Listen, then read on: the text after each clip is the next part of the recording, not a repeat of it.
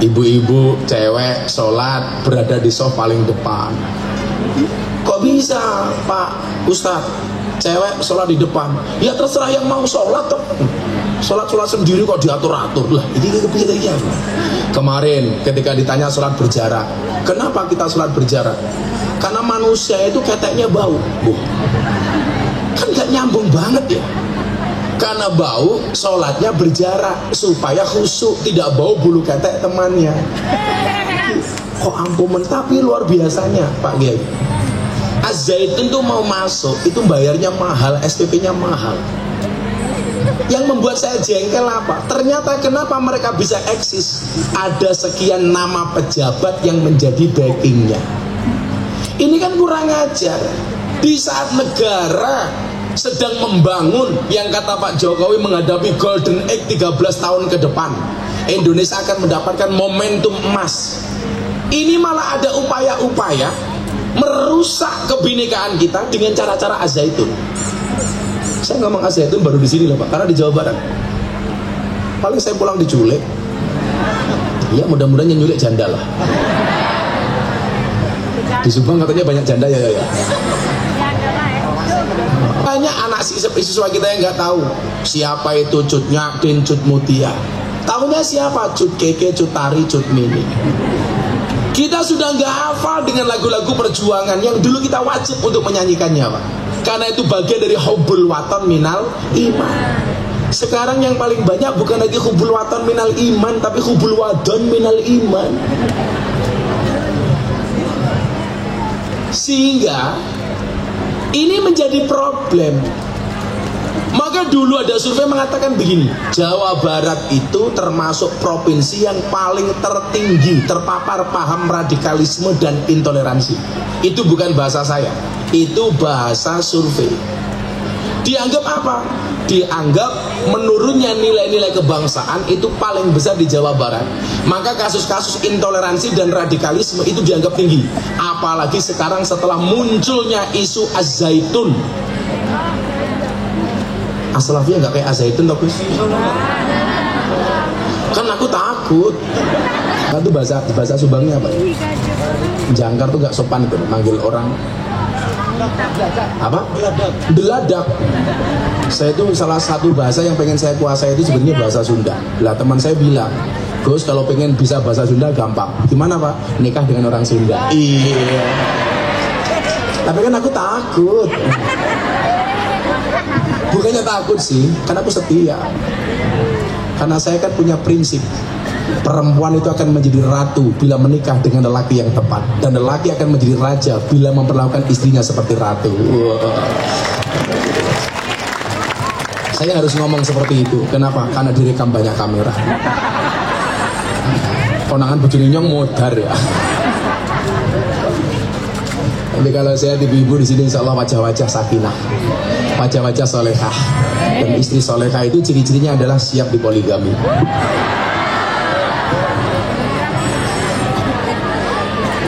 Setuju ibu? Tapi nggak mampu, pokoknya pakai Agus nggak mampu, nggak mana mungkin. Seorang laki-laki berani menghadapi ribuan ekor lebah untuk membawa sebotol madu. Tapi seorang laki-laki tidak berani menghadapi seorang istri untuk membawa seorang madu, betul? Iso bengep raimu lebih bengep daripada dintop tawon. Abuh. Lah kalau bapak-bapak ibu tanya madu sama saya, tanya, ini saya ahlinya madu. Saya bisa tahu madu asli atau palsu.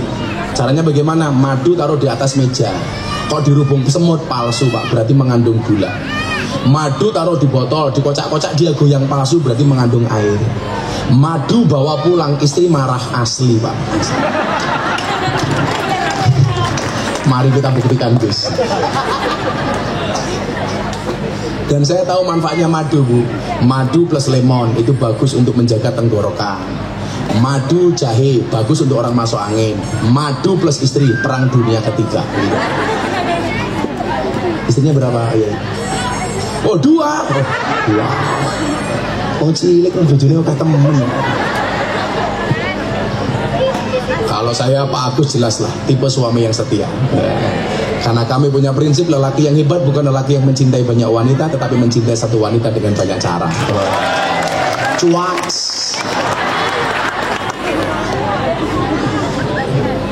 Pak Agus suka mobil-mobil tua, motor tua ini?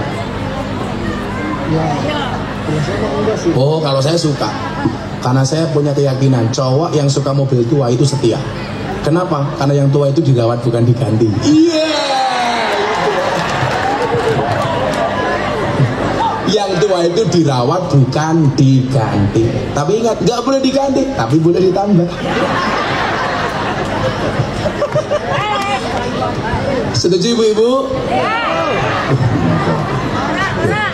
Coba saya kasih tahu. Ar-rijalu qawwamuna 'alan nisa. Laki-laki itu imamnya perempuan. Laki-laki imam, perempuan makmum.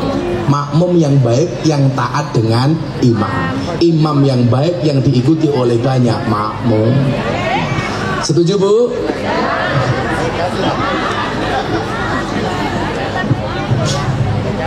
Inilah acara yang kita tunggu-tunggu, orasi kebangsaan dari Kiai Haji Miftah Maulana Habibur Rahman. Allahumma sholli ala Sayyidina Muhammad. Menjelek-jelekan pemerintah, menjelek-jelekan pemerintah. Saya kemas dalam obrolan ringan soal kebangsaan.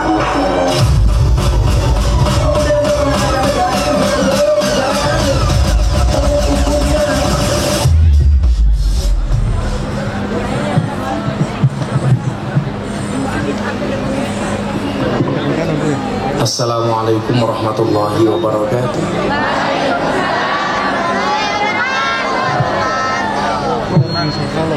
Itu Bapak Ibu di sini kan dingin, daripada duduk di sana saya izinkan dulu di sini nggak apa-apa.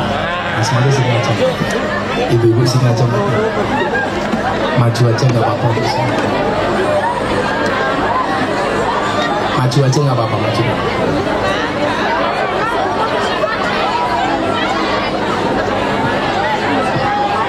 Banser dulu aja nggak apa-apa ya. Boleh nggak apa-apa.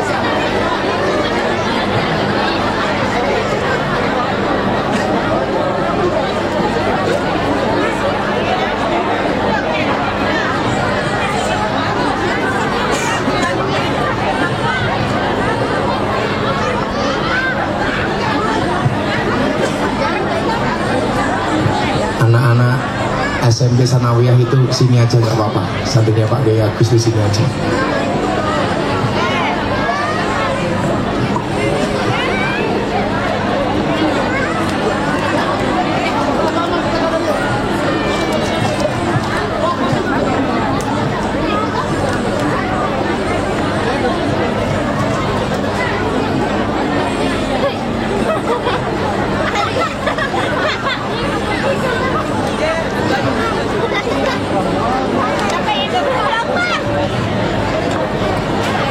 Assalamualaikum warahmatullahi wabarakatuh. Hamdan wa syukran lillah, salatu wassalamu ala rasulillah Sayyidina wa maulana Muhammad ibn Abdillah, wala hawla wala quwata illa billah, amma ba'd. Hadratal mutaramin, para masyayikh, para kiai, wabil khusus Ketua Yayasan As-Salafiyah Kiai Agus Nasrul As-Salafiyah SPDI, beserta jajaran Dewan Guru, asatidz dan pengurus yayasan yang saya muliakan. Para pejabat yang berkenan hadir yang saya hormati, adik-adik sekalian, santri putra dan santri putri Pondok Pesantren As-Salafiyah Subang yang berbahagia.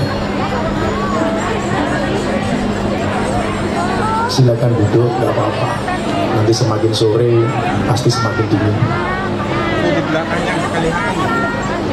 Saya melihat cuaca dan kondisi sangat panas, tapi melihat Bapak Ibu wajahnya adem.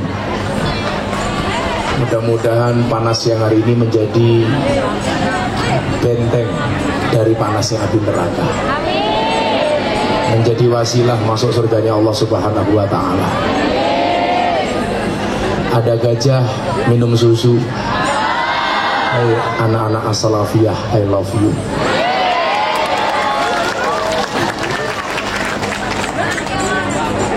Tidak ada satu kekuatan besar pun yang mampu menggerakkan hati manusia kecuali atas nama cinta. Maka cinta itu menjadikan sesuatu yang berat menjadi ringan, yang besar menjadi kecil, yang sebenarnya menjadi problem menjadi peluang, yang sebenarnya kita tidak mampu tapi dimampukan. Kenapa? Karena dengan dorongan rasa cinta dan mahabbah. Contoh, pengabdian seorang santri kepada kiai itu kalau dilihat secara nalar dan logika berat, tapi bagi santri nggak ada yang berat ya. Kayak contoh kemarin saya di Ponorogo, ada santri nyuguh di atas meja saya, itu jalan dari jarak 50 meter dia sudah laku dodok. Jadi jalannya sambil duduk jongkok. Orang bilang itu berat. Itu berat karena nggak cinta. Tapi kalau cinta menjadi ringan. Coba ibu-ibu di sini, sebenarnya panas, tapi bukan sebuah masalah. Kenapa? Karena cinta. Dan orang jatuh cinta itu ciri-cirinya harus bahagia. Karena kalau sedih namanya jatuh tempo. Ini saya melihat wajah-wajah bahagia, insya Allah wajah-wajah calon penghuni surga. Bapak Ibu yang saya muliakan, beberapa hari yang lalu saya pengajian di Cilacap. Kebetulan ini hari-hari terakhir saya di Indonesia ya. Karena besok tanggal 17 saya berangkat ke Hong Kong, tanggal 19 pulang untuk nonton Argentina. Jadi tanggal 20-nya saya berangkat haji bersama bapak ibu dan mertua saya. Saya doakan semua yang hadir mudah-mudahan segera dipanggil oleh Allah.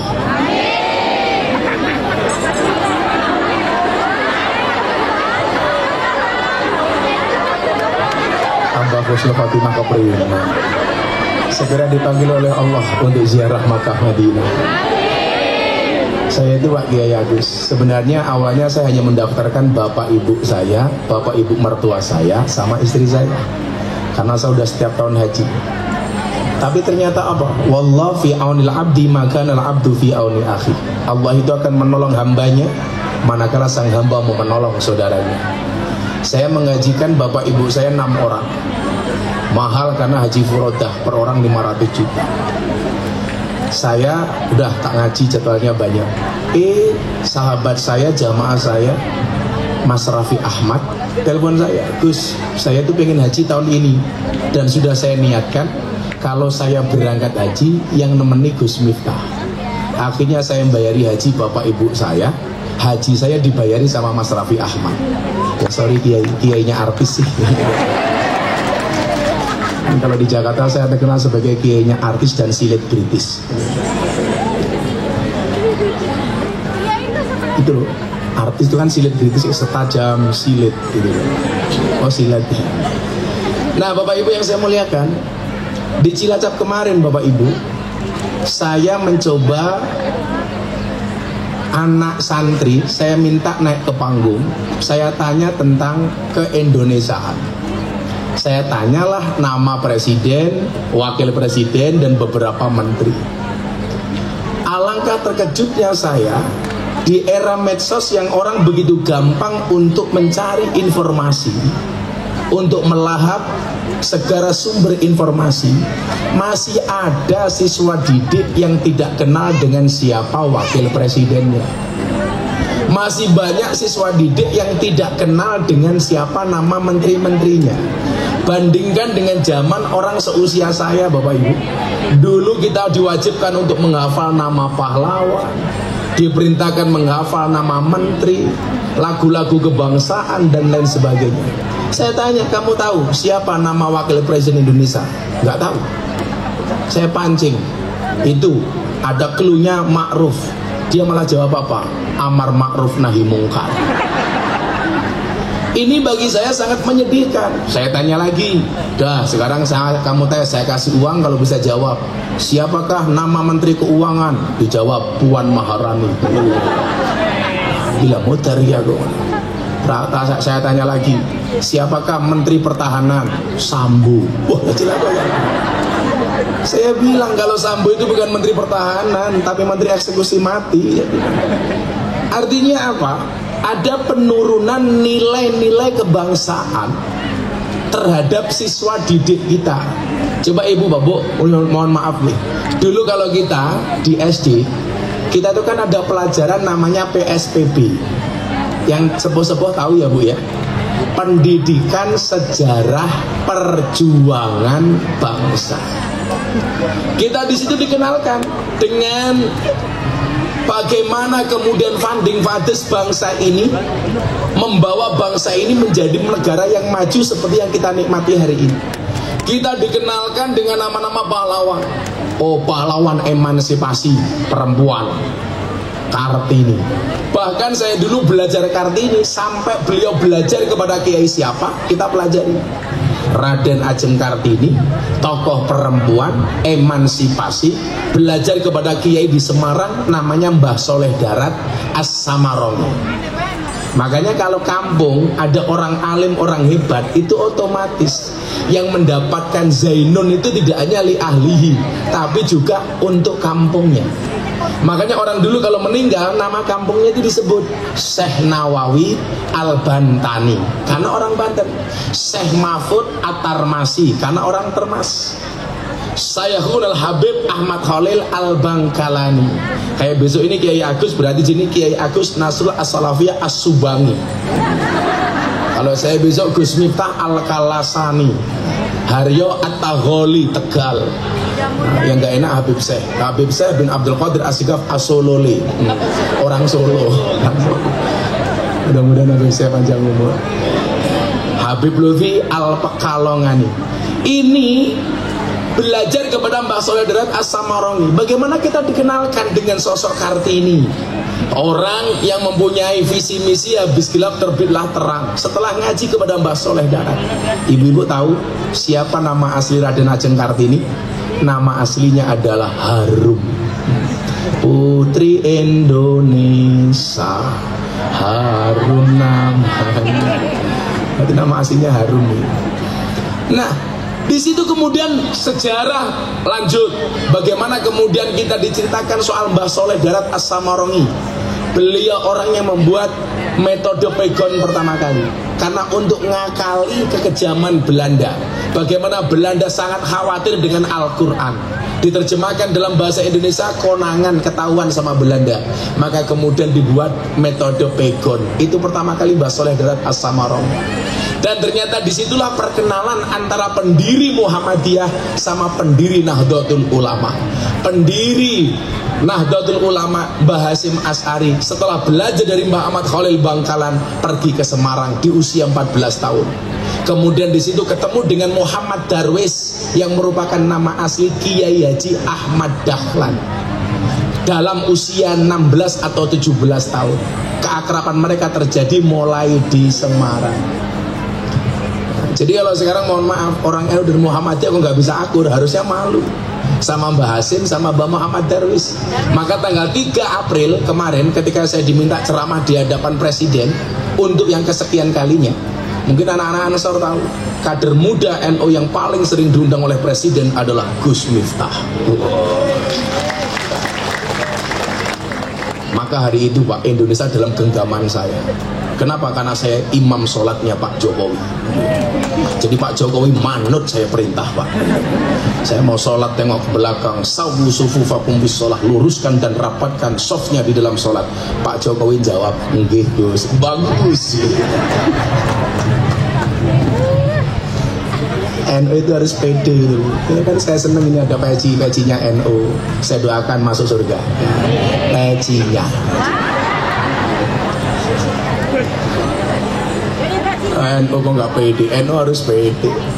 Anak-anak orang bilang begini, anak santri NU itu modalnya cuma sarung. Jangan lihat sarungnya, tapi lihat ilmunya goblok. Dengan istrinya dong.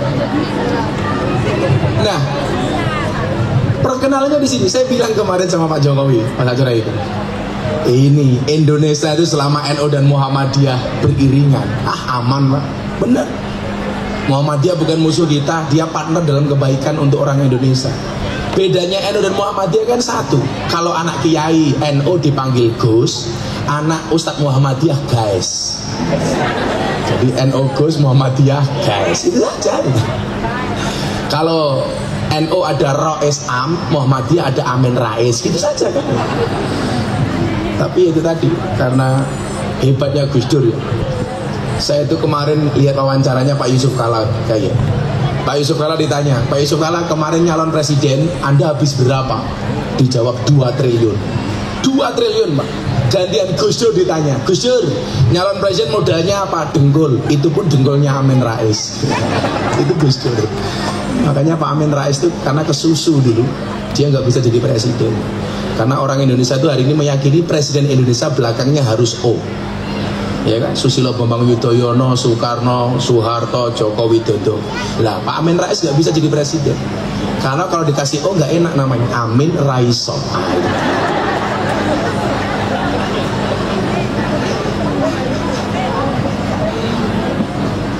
Nah, Bapak Ibu yang saya muliakan, sejarah-sejarah itu kemudian harus kita ajarkan kepada siswa didik kita. Maka melihat begitu tipisnya wawasan kebangsaan anak-anak kita, siswa didik kita, ini tentunya menjadi PR bersama Pak. Saya dulu belajar bagaimana kemudian kita diajari sejarah itu dengan menggunakan buku perang gitu ya. Zamanmu sudah nggak ada. Dulu ada buku perang, gambar perang, Komarudin, Jenderal Sudirman, perang dan lain sebagainya. Nah, maksud saya apa? Ini menjadi tantangan. Maka saya sangat marah betul ketika Menteri Pendidikan si Pak Nadiem Makarim menghilangkan nama Kiai Haji Hasyim Asy'ari dari Kamus Besar Bahasa Indonesia.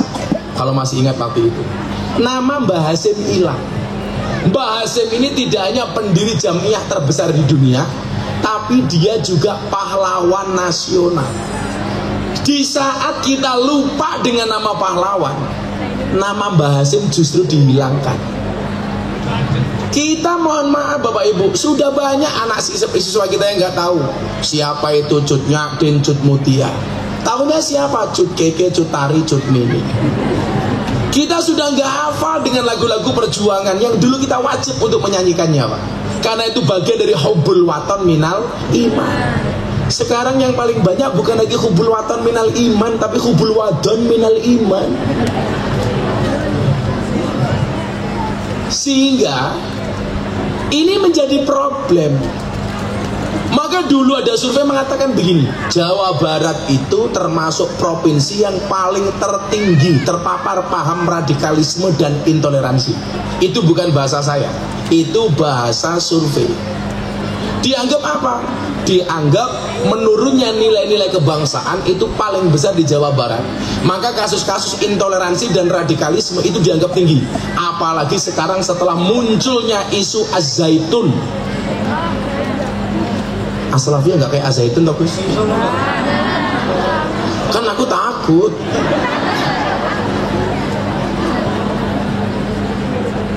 Ibu-ibu cewek sholat berada di sof paling depan. Kok bisa Pak Ustadz cewek sholat di depan? Ya terserah yang mau sholat toh. Sholat sendiri kok diatur-atur lah. Ini kepikiran. Kemarin ketika ditanya sholat berjarak, kenapa kita sholat berjarak? Karena manusia itu keteknya bau. Kan gak nyambung banget ya. Karena bau, sholatnya berjarak supaya khusyuk, tidak bau bulu ketek temannya. Kok ampun, tapi luar biasanya Pak Kiai. Az-Zaitun tuh mau masuk, itu bayarnya mahal, SPP-nya mahal. Yang membuat saya jengkel apa? Ternyata kenapa mereka bisa eksis? Ada sekian nama pejabat yang menjadi backingnya. Ini kan kurang ajar. Di saat negara sedang membangun, yang kata Pak Jokowi menghadapi Golden Age 13 tahun ke depan, Indonesia akan mendapatkan momentum emas. Ini malah ada upaya-upaya merusak kebinekaan kita dengan cara-cara Az-Zaitun. Saya ngomong Az-Zaitun baru di sini loh Pak, karena di Jawa Barat. Paling saya pulang diculik. Ya mudah-mudahan yang nyulik janda lah. Di Subang katanya banyak janda ya. Oh iya, sebenarnya bahasanya bukan janda sih yang pas, perawan second. Hanya kalau Bansor Ansor belum menikah dengan janda le. Kalau kamu menikah dengan janda, nggak ada malam pertama, adanya malam terusan. Mas tahu? Saya bilang, ini kita memasuki golden age. 13 tahun ke depan Indonesia diprediksi, bukan diramalkan ya. Kalau diramalkan itu dukun Pak. Kalau bahasanya orang beriman itu firosat. Firosat, itaku firosat al-mu'min fa innahu yang duru binurillah. Indonesia ini akan bersaing dengan Cina. Indonesia ini akan bersaing dengan Amerika. Bonus demografi dengan semakin banyaknya warga negara Indonesia, itu akan menjadi keuntungan. Terbukti melalui apa Pak? Melalui ujian Allah berupa COVID-19. Semua orang meramal Indonesia akan hancur gara-gara COVID. Tapi ternyata kita mempunyai pemerintah yang top. Begitu COVID muncul, langsung muncul BLT, bantuan langsung tewas, telas. Bantuan langsung tunai, masuk ke Subang. Dalam rangka apa? Dalam rangka menjaga stabilitas ekonomi. Tapi lucunya orang Subang ya, BLT untuk orang miskin, yang punya mobil juga ngaku miskin. Betul Bu? Yang gelang emasnya besar-besar ngaku miskin. Orangnya juga datang, ya ikut tertawa. Biasanya jilbabnya putih biasanya. Yang jilbabnya hitam insya Allah lebih parah. BLT untuk orang miskin semuanya ngaku miskin. Muncul lagi BLT yang kedua untuk UMKM. Semuanya ngaku pengusaha kecil. Maka kemarin saya usul sama pemerintah, mau bikin BLT sekali lagi. Untuk siapa Gus? Untuk orang gila. Apakah orang Subang juga ngaku-ngaku gila? Muncul BLT. Dan ternyata apa? Indonesia yang diprediksi hancur dengan COVID-19 ternyata menjadi salah satu negara terbaik dalam penanganan COVID-19. Saya itu orangnya fair Bapak Ibu. Kalau pemerintah bagus, ya saya dukung. Kalau salah kita kritisi. Tapi bil ma'ruf dengan cara yang baik. Contoh kalau anak-anak Ansor penggiat media ini, lihat. Ketika Pak Jokowi tanda tangan surat keputusan presiden legalitas miras, siapakah orang yang pertama kali protes? Saya Pak. Saya langsung konferensi dengan sekian banyak wartawan di Jakarta. Saya bilang, saya mohon maaf Bapak Presiden, saya Miftah Maulana Habibur Rahman menolak dengan tegas keputusan pemerintah soal legalisasi miras. Kenapa? Karena keharaman khamr dalam Al-Quran itu qat'i, mutlak, tidak bisa ditawar-tawar. Maka saya menolak kalau miras dilegalkan. Bapak Presiden mohon izin, satu-satunya minuman keras yang layak dan boleh dikonsumsi adalah es batu. Anda tahu, jam 2 malam saya ditelepon sama Pak Pratekno, Mensesnek. Beliau bilang, Gus, kritikannya Gus Miftah didengarkan sama Presiden. Insya Allah besok dibatalkan. Sehari setelah saya protes dibatalkan Pak. Langsung nama saya trending Twitter nomor 2. Trending Twitter nomor 1, Wulan Guritno, kasus perceraiannya. Trending topik Twitter nomor 2, Gus Miftah menunggu berakhirnya masa idah Wulan Guritno.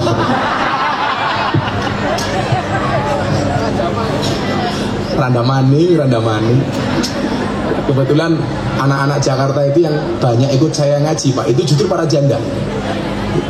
Ya kelas-kelas seperti Aura Kasih, Wika Salim, Selin Evangelista, Nikita Mirzani. Orang pada benci sama Nikita bla bla bla. Kalau saya enggak, itu potensi dakwah bagi saya. Semakin dia nakal, semakin saya nekat untuk dakwah. Orang itu salah. Nikita Mirzani itu kelas 3 sanawiyah di Gontor Putri Mantingan, Jawa Timur. Dia keluar belum sempat lulus Pak. Dia pakaiannya seksi tapi ya sholat. Orang Timur Tengah itu banyak yang pakaiannya berukut tapi nggak sholat. Lah orang Indonesia itu aneh, kayak Nikita Mirzani pakaiannya terbuka tapi sholat, ya besar pahalanya. Kamu mikir apa? Mas aku bilang besar, Mas Banser jawab susunya.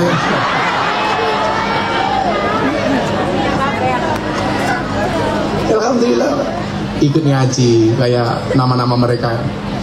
Karena kita perlu ngaji sama mereka, Gus. Yang terakhir yang ikut ngaji saya itu idolanya Pak Kiai Agus, Lu Cinta Luna.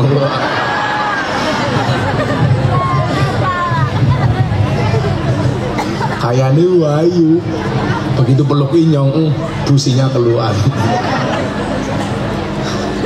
Nah, artinya apa? Pola-pola ini harus kita bangun. Ketika Mbah Hasyim Asy'ari membuat resolusi hubul waton minal iman, ini menjadi tantangan bagi kita bagaimana anak bangsa ini tidak lupa dengan sejarahnya, Pak. Dengan sejarahnya. Maka saya minta Pak Kiai Agus ya, ada space kosong di pondok. Itu saya minta tolong dikasih gambar-gambar pahlawan, foto-foto pahlawan. Atau anak-anak kita di asrama, di kamar. Saya minta per asrama silakan memasang gambar pahlawan yang diidolakannya. Setuju Bapak Ibu? Ini harus kita buat, Pak. Dulu kalau mbak kita tuh keren lagi, Pak Kiai Agus. Bagaimana menggambarkan anak-anak kita supaya mencintai Indonesia. Dulu orang tua kita, mbak-mbak kita tuh kalau pasang bendera kayak gini, Pak, merah putih, itu di depan rumah. Biasanya rumah terdahulu tuh di depan rumah dikasih bendera merah putih, kemudian pisang raja, kemudian padi satu, apa namanya itu, satu ikat. Belanda marah, Pak. Merah putih diturunkan karena ini mengusik kenyamanan Belanda. Ternyata mbah kita tidak patah semangat. Apa yang mereka lakukan? Setiap kali buat rumah, kayu yang paling besar di tengah itu namanya apa kalau di Subang? Suhunan. Itu diblebet dengan bendera merah putih. Betul? Rumah dulu belum ada plafon, belum ada internetnya. Ethernet kok internet. Malaysia. Rumah dulu nggak ada plafonnya, Bapak Ibu, nggak ada ethernetnya. Sehingga apa? Orang duduk di ruang tamu ngopi-ngopi begini, lihat ke atas, muncul semangat keindonesiaannya, merah putih. Sehingga kita menasihati anak-anak kita, nah coba lihat, merah putih itu hadir dengan pertaruhan tidak hanya keringat, darah, bahkan nyawa. Sekian juta nyawa hilang dikorbankan untuk merah putih. Penjajahan selama 350 tahun. Sehingga apa? Semangat itu muncul. Kita yang mulai ngelokro, mulai lemas menghadapi kehidupan, lihat merah putih, kembali bersemangat. Pengantin juga begitu. Begitu kita udah ogah-ogahan malam Jumat melihat merah putih, semangatnya langsung 45. Hajar deh, oke. Merah putih. Dulu saya itu dikenalkan sama kiai saya, Kiai Haji Syuhudi Mubarak, pengasuh pondok pesantren Bustanul Ulum Jaya Sakti Padang Ratu Lampung Tengah. Bagaimana saya mencintai Mbah Hasyim Asy'ari? Saya kelas 3 sanawiyah. Kamar saya, Pak, ditemplei gambar Nahdlatul Ulama, kemudian sampingnya dikasih gambar Mbah Hasyim Asy'ari. Saya kelas 3 sanawiyah, saya tanya, Pak Kiai niku sinten? Ini nak pahlawan nasional, pendiri Nahdlatul Ulama. Maka saya kemudian cari informasi waktu itu tidak semudah hari ini. Siapa itu Mbah Hasyim Asy'ari? Akhirnya saya menemukan jawaban kenapa beliau diangkat sebagai pahlawan nasional. Orang yang mengizinkan dan merestui Pancasila sebagai ideologi itu adalah Mbah Hasyim Asy'ari. Ketika panitia pembuat Pancasila kemudian diderek sama putra beliau namanya Mbah Wahid Hasyim yang merupakan mbahnya Gus Dur, membawa draft Pancasila kepada Mbah Hasyim. Mbah Hasyim akhirnya tirakat dan akhirnya menyetujui Pancasila. Dan Anda tahu kapasitas Mbah Hasyim, beliau adalah seorang hadratus syekh. Tidak gampang Pak orang dipanggil hadratus syekh. Nggak kayak sekarang, semua orang gampang dipanggil Gus, gampang dipanggil Kiai, bahkan ngaku-ngaku Habib. Betul? Gampang banget sekarang. Mbah Hasyim Asy'ari itu dipanggil hadratus syekh, Pak. Di Indonesia itu yang layak dipanggil hadratus syekh cuma 2. Satu perempuan, Hadratus Syekhah Fatimah binti Maimun, makamnya di Gresik. Yang kedua Hadratus Syekh Hasyim Asy'ari di Jombang. Ini orang yang hafal dengan ratusan ribu hadis. Lah orang sekarang baru hafal hadis 3 sudah teriak-teriak Pancasila tidak cocok dengan Indonesia. Ini tentunya apa? Berlawanan dengan Hadratus Syekh Hasyim Asy'ari. Orang kok baru hafal hadis 3 udah teriak-teriak Pancasila tidak cocok, di jalan teriak-teriak takbir. Kayak saya dulu berangkat ke Tasikmalaya di jalan takbir, kaca mobil saya buka langsung saya jawab Sami Allahu liman hamidah. Lah karena bunga-bunga Allahu Akbar, saya jawab Sami Allahu liman hamidah. Supirku malah jawab Rabbana walakal hamd. Kenapa memang sholat ya? Ini bahasin. Orang yang sangat religius dan nasionalis, mencintai agamanya, mencintai bangsanya. Dia orang yang sangat religius dan orang yang sangat nasionalis. Maka saya selalu bilang ya, Indonesia itu yang layak menjadi pemimpin, baik dari tingkat bupati, wali kota, gubernur sampai presiden, itu yang mempunyai 2 jiwa, nasionalis dan religius. Makanya kemudian digambarkan sama pemerintah hari ini, nasionalisnya ada di Pak Jokowi, religiusnya ada Pak Kiai Ma'ruf Amin. Cuman saya sarankan satu ya Dik, adik-adik terutama saya kasih tahu, saya itu nggak nyaman kalau anak ditanya, nah kamu tahu siapa nama presiden Indonesia? Jokowi. Itu bagi saya nggak sopan. Cobalah kita mulai dengan bahasa-bahasa yang lebih sopan. Siapa presiden Indonesia? Bapak Jokowi. Apa sih beratnya ngomong bapak itu? Masuk siapa wakil presiden? Ma'ruf Amin. Itu keturunannya Syekh Nawawi Al-Bantani. Kita dengan gampangnya mengatakan Ma'ruf Amin. Itu su'ul adab. Sekarang aja kalau Pak Kiai mau pengajian di panggung manggilnya, acara selanjutnya mau Mau'idah Hasanah akan disampaikan oleh Sahibul Fadilah wal Karamah kata caca. Kalau Anda ngundang ngaji saya itu gak usah terlalu banyak. Akan pengajian akan disampaikan oleh Sahibul Maksiyah Miftah. Saya pernah Pak, MC-nya itu kayak MC dangdut. Acara selanjutnya pengajian inti agama akan disampaikan oleh Sahibul Fadilah wal Karamah. Kita sambut Ustadz yang sedang naik daun. Wah, saya batin kayak ular keket ya. Kita sambut Gus Miftah. Ini MC pengajian apa MC tinju? Makanya saya naik panggung sambil begini. Ya masa sama presiden kok jangkar? Jangkar tuh bahasa Subangnya apa ya? Jangkar tuh gak sopan itu, manggil orang apa? Deladak. Saya itu salah satu bahasa yang pengen saya kuasai itu sebenarnya bahasa Sunda. Lah teman saya bilang, Gus kalau pengen bisa bahasa Sunda gampang. Gimana Pak? Nikah dengan orang Sunda. Iya. Tapi kan aku takut. Bukannya takut sih, karena aku setia. Karena saya kan punya prinsip, perempuan itu akan menjadi ratu bila menikah dengan lelaki yang tepat, dan lelaki akan menjadi raja bila memperlakukan istrinya seperti ratu.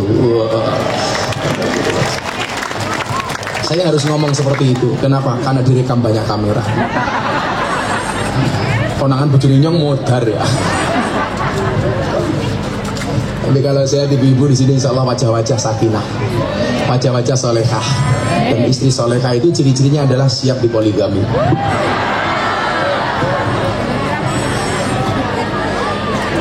Setuju ibu?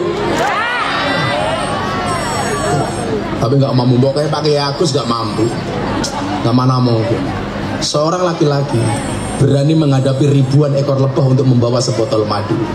Tapi seorang laki-laki tidak berani menghadapi seorang istri untuk membawa seorang madu, betul? Iso bengep raimu lebih bengep daripada dintup tawon.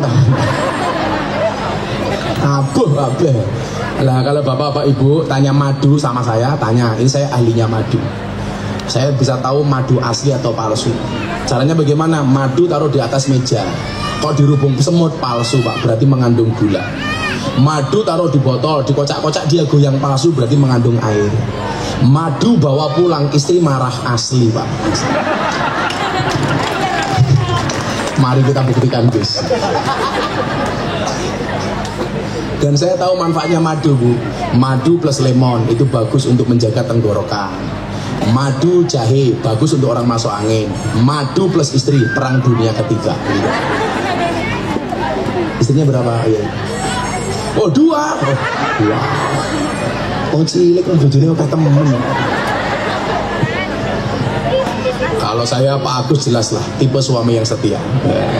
Karena kami punya prinsip lelaki yang hebat bukan lelaki yang mencintai banyak wanita, tetapi mencintai satu wanita dengan banyak cara. Cuaks.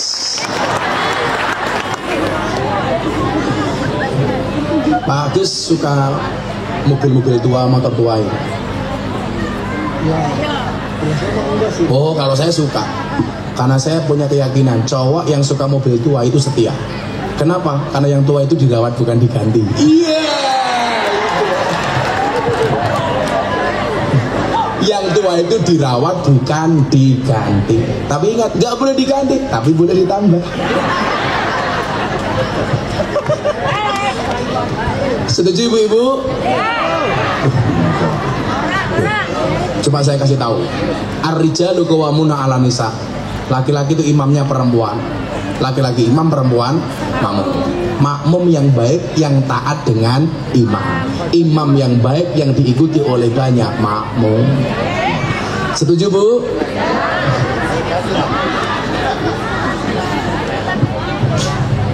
Nah, Mbak Hasyim Asy'ari. Sehingga kemudian apa?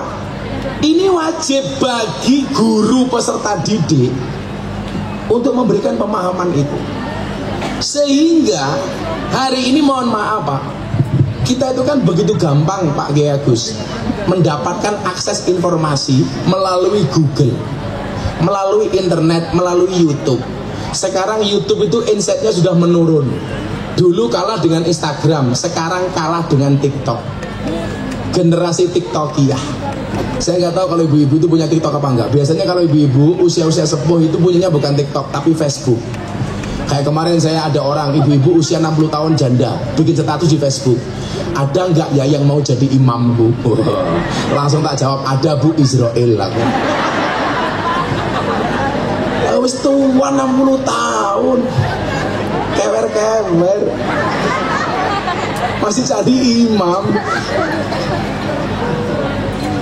Itu kayak santri saya Pak Agus. Santri saya itu kan boleh bawa HP Pak, karena saya minta mereka kreatif dakwah dengan medsosnya.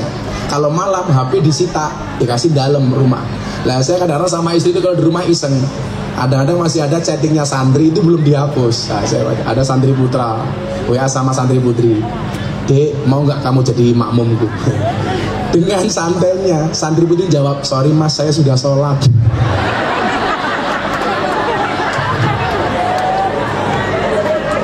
Ya salam, goblok temen ya.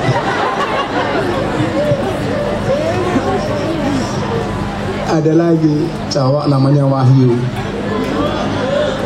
nembak ceweknya nggak pernah mau. Saya tanya, Mbak kenapa kamu ditembak Wahyu nggak pernah kamu terima? Mohon maaf ya, saya nggak bisa menerima Wahyu, karena kalau saya menerima Wahyu dikira nabi.